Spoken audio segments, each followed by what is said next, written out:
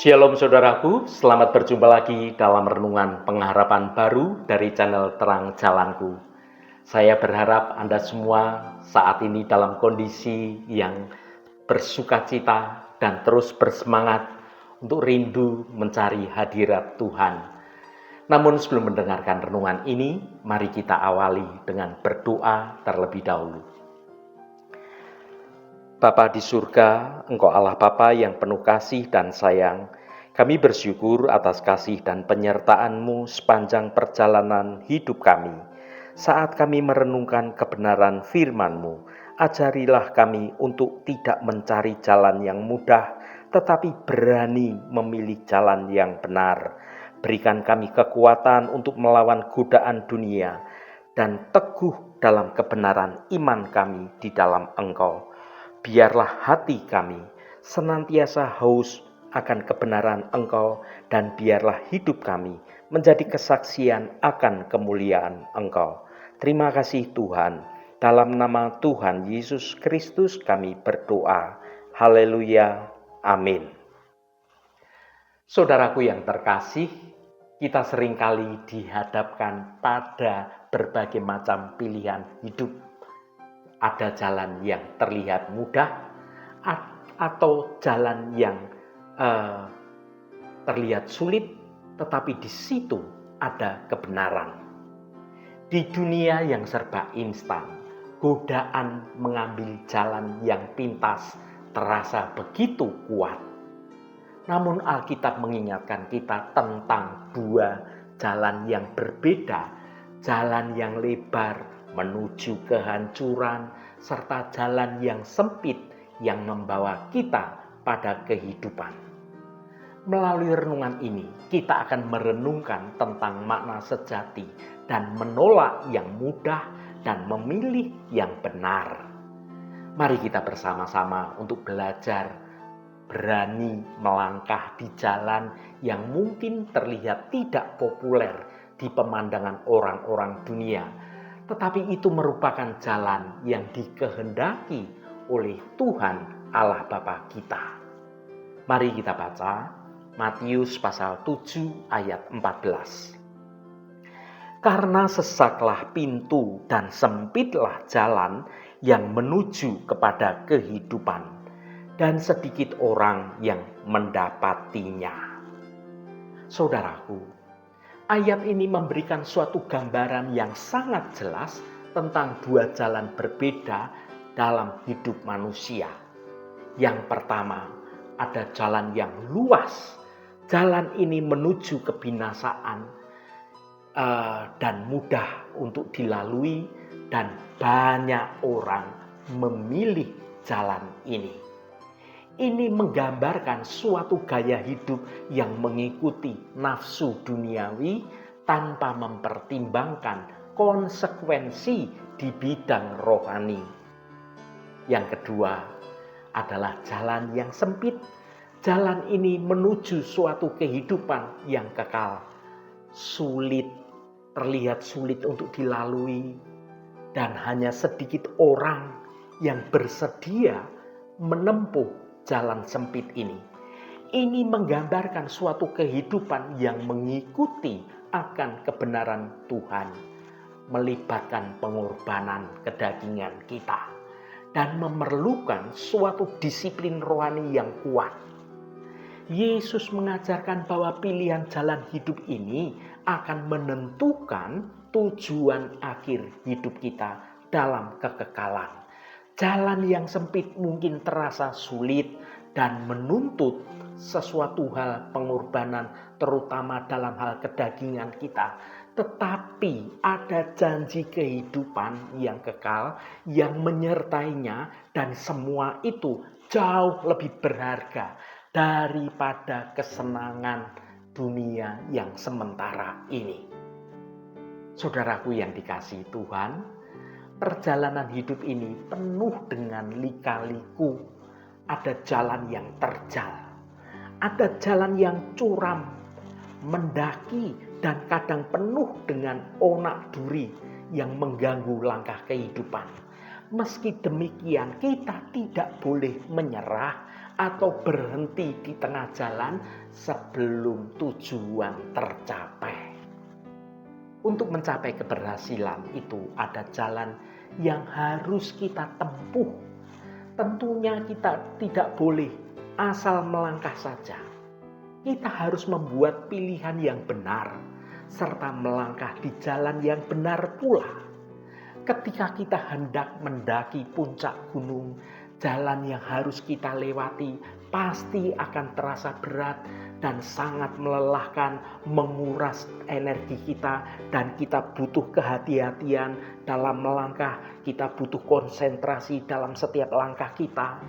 Namun tatkala kita sudah mencapai puncak gunung itu, maka semua kelelahan kita akan terbayar dengan suatu kepuasan yang luar biasa. Segala kepenatan yang kita rasakan akan sirna. Kita dapat menikmati suatu hamparan pemandangan hijau yang indah, penuh dengan pemandangan yang menakjubkan. Dan semua itu karena kita sudah berjuang dengan keras dalam penyertaan Tuhan Allah Bapa kita. Saudaraku, saat ini banyak orang sedang mencari-cari jalan demi mendapatkan kebahagiaan duniawi dalam hidupnya. Tidak sedikit orang yang kemudian salah memilih jalan yang pada akhirnya mengalami suatu kehancuran. Ingin cepat kaya, ingin cepat berhasil. Mereka pun kemudian menempuh segala cara, dan itu adalah jalan kesesatan. Ada yang pergi ke dukun, ada yang pergi ke paranormal, ada yang korupsi, kemudian ada juga yang menindas sesamanya. Inilah jalan pintas, jalan yang kelihatannya mudah, tapi ujungnya menuju maut. Mari kita baca Amsal 14 ayat 12. Ada jalan yang disangka orang lurus, tetapi ujungnya menuju maut. Saudaraku, ayat ini adalah sebuah peringatan yang sangat dalam bagi kita orang percaya. Seringkali kita merasa bahwa pilihan-pilihan yang kita buat adalah pilihan yang terbaik. Pilihan paling masuk akal dan pilihan paling benar menurut kita. Namun Amsal 14 ayat 12 ini mengingatkan kita bahwa penampilan itu bisa sangat menipu. Jalan yang tampak lurus, yang tampaknya benar, bisa saja malah membawa kita kepada kehancuran. Apa yang dimaksud dengan jalan yang disangka lurus? Yang pertama, pilihan yang terlihat benar. Ini bisa berupa keputusan-keputusan besar dalam hidup seperti pilihan karir, soal pasangan hidup, atau soal bagaimana gaya hidup kita. Yang kedua, nilai-nilai yang dianggap universal. Kadangkala kita ini mengikuti nilai-nilai yang dianggap umum terjadi di masyarakat tanpa mau benar-benar mempertanyakan apakah nilai-nilai itu sejalan dengan kebenaran firman Tuhan. Yang ketiga, emosi dan perasaan. Terkadang kita membuat keputusan berdasarkan perasaan kita saat itu tanpa mempertimbangkan konsekuensi jangka panjangnya. Mengapa jalan yang disangka lurus bisa menuju maut? Yang pertama, ketidaksempurnaan manusia. Kita semua memiliki suatu kecenderungan untuk berbuat dosa dan membuat kesalahan. Ini adalah bagian dari proses belajar, proses untuk bertumbuh. Perbedaan pendapat soal nilai-nilai kehidupan dan juga tujuan hidup seringkali itu menimbulkan konflik, memicu konflik dan juga perselisihan dengan sesama kita. Ketidaksempurnaan inilah yang dapat membawa penderitaan, baik itu bagi diri sendiri maupun bagi orang-orang di sekitar kita. Yang kedua, pengaruh dunia.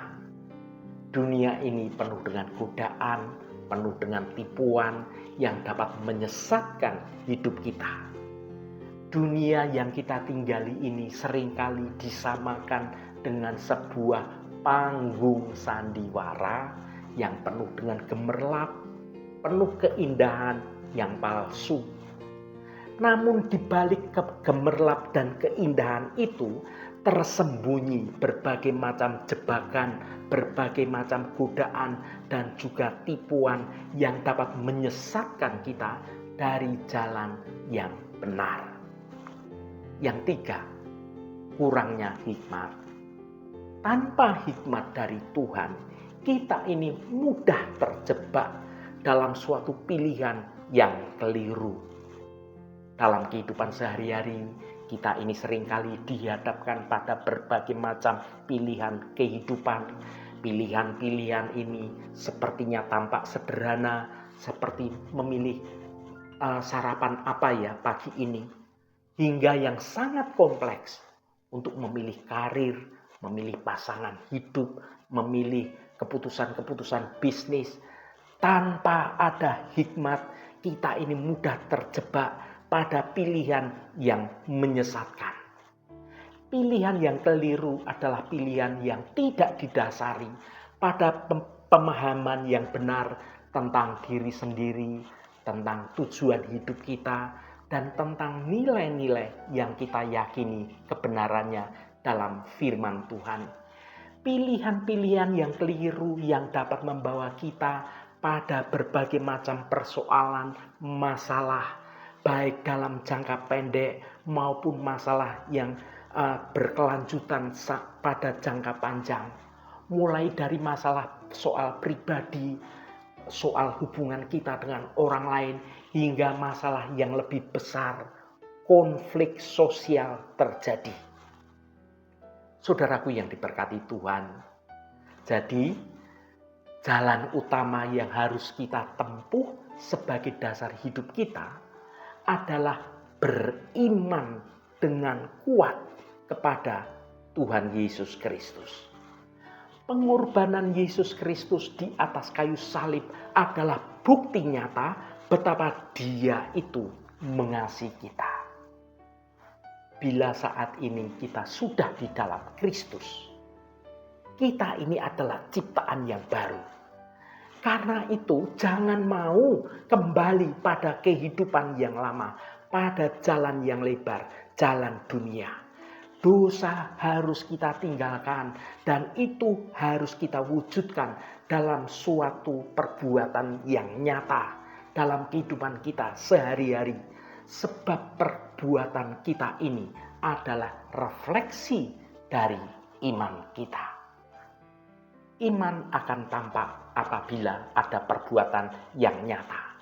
Percaya kepada Kristus adalah jalan kepada kehidupan yang diberkati. Haleluya, Tuhan memberkati kita semua. Mari kita tutup renungan ini dengan berdoa. Ya Bapa yang baik, dalam keheningan saat ini, kami datang menghadap hadirat Engkau. Kami mengakui bahwa seringkali kami tergoda untuk memilih jalan yang lebar dan jalan yang mudah, yang menjanjikan kesenangan duniawi. Namun Engkau sudah memanggil kami untuk memilih jalan yang sempit, jalan yang menuntut pengorbanan dan kesetiaan, dan inilah jalan yang benar. Bapa, kami mohon bimbingan-Mu agar kami dapat menemukan dan tetap berada di jalan yang benar. Berikanlah kami kekuatan untuk dapat menolak godaan dunia dan keberanian untuk terus mengikuti teladan Yesus Kristus. Kami tahu bahwa jalan ini tidak mudah, tetapi kami percaya bahwa dengan pertolongan-Mu kami dapat menghadapinya. Dan kami akan berjalan dalam tuntunan Engkau. Bantulah kami untuk terus berdoa, belajar kebenaran firman-Mu, dan hidup dalam persekutuan yang dekat dengan sesama kami, juga dengan Engkau yang utama. Kami bersyukur karena Engkau telah memberikan janji akan kehidupan kekal bagi mereka yang percaya kepada Engkau. Kami rindu untuk mengalami kehidupan yang melimpah di dalam kebenaran Engkau. Terima kasih Tuhan, segala hormat, pujian, dan kemuliaan hanya bagi Engkau Allah yang kudus. Saudaraku, bukalah hatimu dan tengadahkan tanganmu. Terimalah berkat Tuhan. Tuhan memberkati engkau dan melindungi engkau. Tuhan menyinari engkau dengan wajah-Nya dan memberikan kasih karunia. Tuhan menghadapkan wajah-Nya kepadamu dan memberikan damai sejahtera. Berkat anugerah dari Bapa Surgawi, cinta kasih karunia dari Tuhan Yesus Kristus, dalam persekutuan dan penghiburan Roh Kudus, menyertai kita semua sekarang ini dan sampai selama-lamanya. Dalam berkat Tuhan Yesus Kristus, haleluya, amin. Puji Tuhan, saudaraku semua, biarlah melalui renungan pengharapan baru dari channel Terang Jalanku ini, iman kita terus bertumbuh dalam kebenaran Tuhan. Saudaraku, saya sangat senang sekali dan berterima kasih jika Anda berkenan memberikan komentar pada konten video ini dan bagikan renungan ini pada teman dan sahabat Anda, agar mereka diberkati juga melalui renungan ini. Terima kasih saudaraku, sampai bertemu kembali. Shalom, Tuhan memberkati.